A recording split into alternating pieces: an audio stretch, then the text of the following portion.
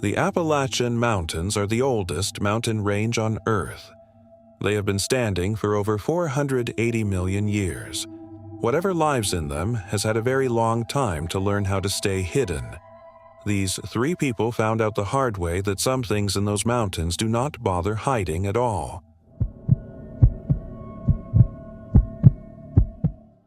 Two years ago, I ended a relationship that had lasted 7 years. Not dramatic, not ugly. Just two people who had been holding on past the point where holding on made sense. I took 2 weeks off work and I drove to North Carolina because I needed to put miles between myself and everything familiar. I had hiked sections of the AT before. Nothing serious. A few overnight trips with friends years ago. This time, I was going alone, and I was going further than I'd gone before. 5 days. Solo. I had decent gear and enough experience to know what I was doing, and not enough arrogance to think I knew everything. The first 3 days were good. Better than good. The specific therapy of putting one foot in front of the other with nothing to think about except the trail ahead. I slept well. I ate well. By day 3, I felt something loosen in my chest that had been tight for months. Day 4 changed everything. I had been moving since early morning, and by mid-afternoon I was deep in a section of trail I had not been on before. Dense. The kind of forest where the canopy closes over the trail and the light goes green and filtered. I had not seen another hiker since the previous morning. I came around a bend in the trail and stopped. There was something standing in the trail approximately 40 meters ahead of me. My first thought was bear. It was the right size for a bear. Standing upright, not moving, facing me. But it was not standing the way a bear stands when it rears up. A bear rearing up has a specific posture. The weight back on the haunches, the front limbs raised, the body at an angle. This was standing straight, the way a person stands when they are waiting for something. I stood still and looked at it. It did not move. I cannot tell you how long we stood there. It felt like a long time. The forest around us was completely quiet, not the natural quiet of a forest at rest. The specific silence that falls when everything in the forest has decided to wait and see what happens next. Then it turned and walked into the trees. Not ran, walked. Unhurried. The specific casual movement of something that has decided on its own terms that the interaction is over. I stood in that trail for a while after it was gone. My legs were not entirely cooperating. The thing that I keep coming back to, the detail that has stayed with me over 2 years of trying to make sense of this, is the turning. When it turned to walk into the trees, I saw the side of it for a moment. Just a moment. And the proportions were wrong. Not wrong like an injured animal. Wrong like something that had been assembled with different rules than the ones I was used to.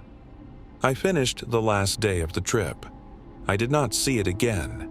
I did not hear anything unusual for the remainder of the hike, but I moved differently for that last day, more carefully, with the specific awareness of someone who now understands that the forest they are walking through is not empty in the way they had assumed.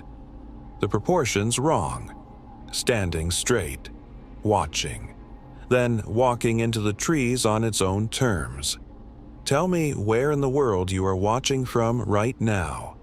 Drop it in the comments. I read and reply to every single one. Follow us on Instagram and TikTok. Links in the channel bio. We post there regularly. We are pushing hard toward 100,000 subscribers before the end of this year. If these accounts mean something to you, hit subscribe. Every single one counts. Does the fact that it walked away on its own terms, not spooked, not fleeing, tell you it was not afraid of him? Or does something that stands in a trail and waits tell you it already knew he was coming? Drop your answer below. My wife is not someone who imagines things. I want to say that clearly at the start because it matters for how you receive what she told me that night. She is a nurse. She has spent 15 years working night shifts in an ICU. She has a very clear relationship with what is real and what is not. We had been married 3 years when we took our first proper camping trip together. Both of us had camped before, separately before we met, but we had never done it together, and she had never been to the Virginia section of the Appalachians, and I'd been trying to get her out there for 2 years. We found a campsite late in the afternoon of the second day. Good flat ground, a fire ring, a creek nearby. We set up the tent, made food, sat by the fire until late. The kind of evening that makes you wonder why you do not do this more often. We went to sleep around 11. I woke up at some point in the early hours because my wife was sitting up in the tent. She was not moving. She was sitting completely upright and completely still and looking at the tent wall in the direction of the tree line. I asked her what was wrong. She held up one hand, the specific gesture that means wait, without looking at me. I listened.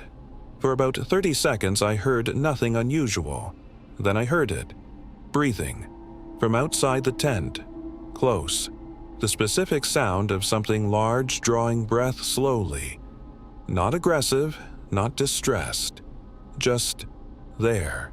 Present. Breathing outside our tent.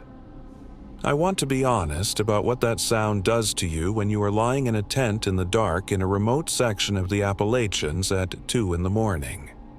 It reaches a part of your brain that is older than rational thought. Every part of you goes very quiet and very focused in a way that has nothing to do with deciding what to do next, and everything to do with simply registering that something is outside. We lay still, both of us. Neither of us spoke, neither of us moved. The breathing continued for what I would estimate as 4 or 5 minutes. Then it stopped. We did not hear it again. In the morning, we looked at the ground around the tent. There were impressions in the soft soil near the tree line. Not clear enough to identify, but something had been standing there. My wife said one thing about it that morning and has not discussed it since. She said, "Whatever it was not curious. It knew exactly what was in that tent and it was deciding something." I have thought about that sentence many times. Whatever it was deciding, it decided to leave. We have been back to the Appalachians twice since. We always check the ground around the tent in the morning. What do you think was standing outside that tent for 4 minutes?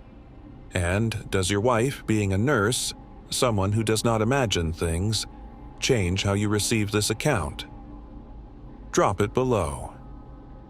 The third account tonight is from a solo backpacker who had been on the trail for 6 days when something started walking parallel to her through the trees.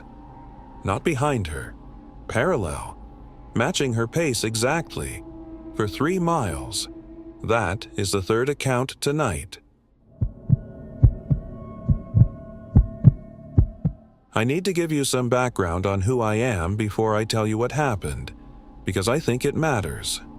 I am 38 years old. I have been hiking solo since I was 24.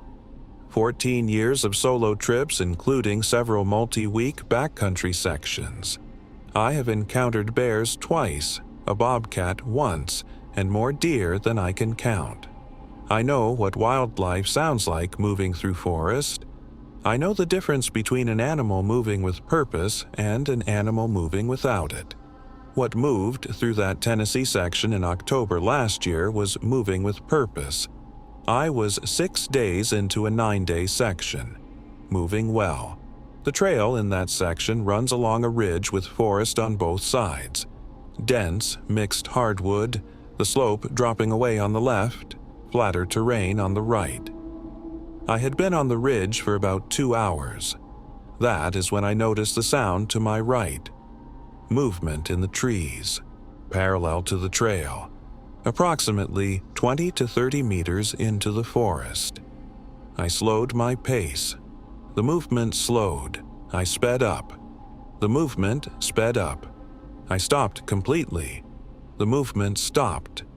I stood on that ridge trail for about 2 minutes listening to the forest on my right be absolutely quiet. Then I started walking again.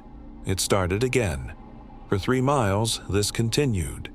Parallel movement in the trees to my right, matching every change in my pace, every stop, every start, for 3 miles. I want to be precise about why this was not an animal following a parallel trail. Animals do not match pace changes that precisely. A deer startled by a hiker does not slow when the hiker slows and stop when the hiker stops. A bear moving through territory does not mirror a hiker's exact pace for 3 consecutive miles. The mirroring was too consistent and too responsive to be anything moving independently. Whatever was in those trees was tracking me deliberately. I did not look into the trees. I made a decision early in those 3 miles that I was not going to look directly into that forest. I do not know if that was the right decision. It was the decision I made. At the end of the 3 miles, the trail descended off the ridge into a denser section of forest. At the point where the descent began, the movement stopped. Completely. No fade, no retreating sound. Just stopped at a specific point and was not there anymore. I kept walking. I did not camp that night in my original planned spot. I pushed further than I had planned to push and camped in a different section. 14 years of solo hiking. I have never changed my camping plan because of something I heard in the trees. I changed it that night. 3 miles. Every pace change matched. Every stop. Every start. Then gone at a specific point on the ridge.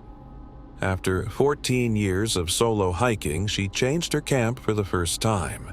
Subscribe to Obscure Nights right now. Does 3 miles of precise mirroring tell you it was tracking her, or does it tell you it was escorting her through a section of that ridge and stopped when the section ended? Drop your answer below. 3 accounts. 3 different sections of the Appalachian Mountains. 3 encounters that have nothing in common except one thing. None of the 3 narrators ran. The solo hiker stood still until it walked away on its own terms. The couple lay still until the breathing stopped.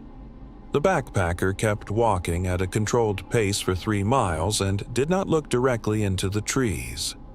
Every wilderness safety instructor who covers large predator encounters teaches the same principle. Running triggers pursuit.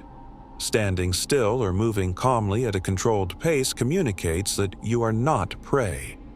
All 3 of these narrators did that instinctively. Whether what they encountered was a predator in the conventional sense is a question none of them could answer. What they all understood without being told was that panicking was the wrong response. If you are ever in the Appalachians and something feels wrong, do not run. Stand still, assess. Move calmly toward your exit. The oldest mountains on Earth have been keeping their secrets for 480 million years. The right response to that is calm, not speed. To the hiker who moved differently for that last day on the trail. To the couple who still check the ground around the tent every morning. And to the backpacker who pushed further than she planned and has never done that before in 14 years. Thank you for trusting Obscure Nights with these accounts. Follow us on Instagram and TikTok. Links in the channel bio. This is Obscure Nights, where the cases nobody talks about get told the way they actually happened. Good night.